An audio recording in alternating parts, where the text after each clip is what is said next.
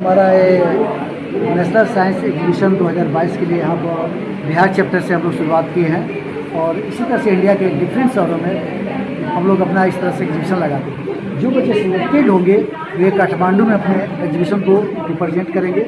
और सारे कंट्री के लोग भी वहाँ ये बच्चे आ रहे हैं और वहाँ पर इंटरनेशनल साइंस डे के अवसर पर ये बच्चों को पुरस्कृत किया गया है। तो बड़ी फख्र की बात है कि हमारे इंडिया के बच्चे नेपाल में जाकर अपना एग्जीबिशन करें, तो इससे इनका कॉन्फिडेंस बढ़ेगा और साइंस के प्रति अवेयरनेस आएगा। जब अवेयरनेस आएगा तो साइंस की बदौलत ही सब कुछ हो सकता है। दुनिया को अगर चेंज करना है तो साइंस के सारे किया जाता है।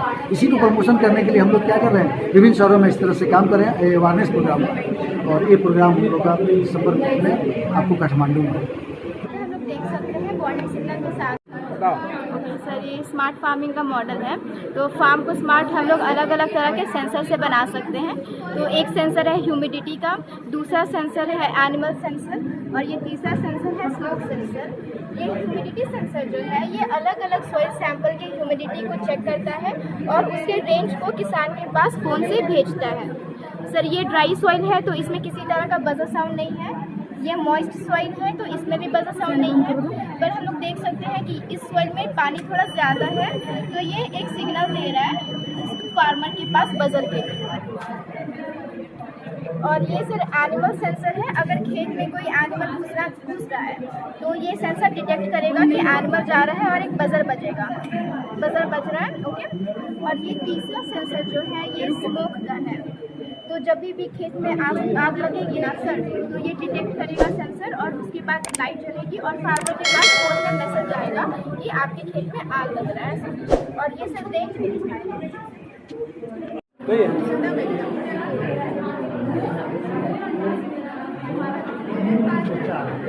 क्या कहना है सर, स्मार्ट फार्मिंग का मॉडल है ये। ठीक है,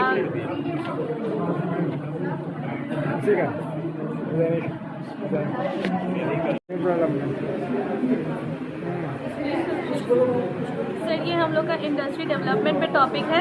ये हम लोग छोटे से एरिया में पॉपुलेशन को देखते हुए हम लोग ने ये प्रोजेक्ट मॉडल बनाया है।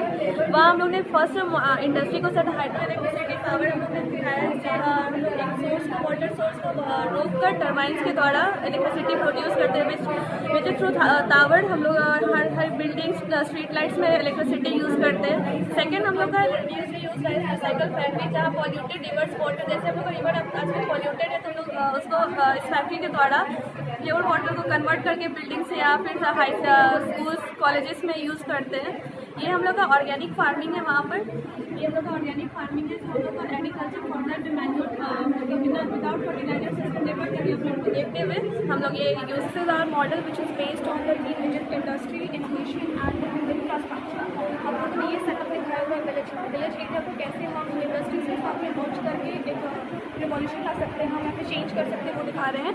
ये यहाँ पे शुगर केन की फार्मिंग दिखाई हुई है। ये जो हार्वेस्टेड शुगर केन है वो किस तरीके से प्रोसेस होकर के शुगर बन रहा है और इसका जो वेस्ट निकलता है दैट इज़ बगास, उसका हम यहाँ पर प्लेट्स और कटलरीज वगैरह दिखा रहे हैं जिससे हम single time use of plastic plates को रिड्यूस कर सकते हैं।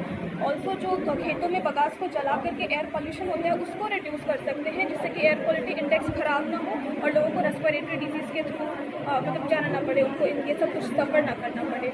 और इस साइड हम लोग इंफ्रास्ट्रक्चर दिखाए हुए हैं जो कि sustainable development that is solar panels के ऊपर बेस्ड है। ये जितना भी लाइट्स है ये इसके ऊपर ही डिपेंडेंट है।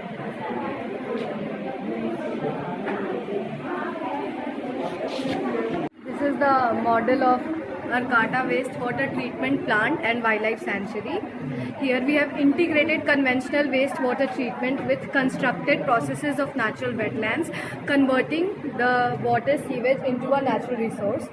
The sewage from the city Arcata is collected and moved for primary treatment into the screener. The large objectives are held at bay, allowing the sewage to move into the clarifier. The clarifier then skims off the organic material, allowing it to settle at the bottom of the clarifier as sludge. The sludge is then moved into the anaerobic digesters, where anaerobic microorganisms degrade the organic matter, converting it into gases such as methane, which can be used as a source of energy in households.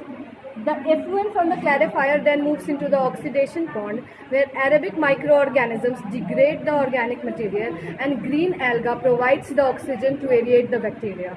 The water is then moved into the drinking marshes where it has aquatic plants which cover the water surface area, and then they deprive algae of oxygen, and then finally algae dies. The water is then moved into the enhancement pond where the nutrients and organic matter settles down at the bottom of the pond, which makes the water clear. And then this area is also habited for more than 300 species of birds, and therefore the Arcata marsh has been declared as wildlife sanctuary. The water is then moved into the chlorination tank, in which we use chlorine to disinfect the water from the pathogenic bacteria, viruses and fungi. Then the water is moved into the dechlorination tank, in which we use sulfur dioxide to remove the chlorine, and then the water is saved to be released into the Humboldt Bay. The advantage of this whole setup is that the whole process is natural, so this process can be used generation after generation, and also the capital used to maintain this in this area is very less. So this is a very nice example of sustainable development.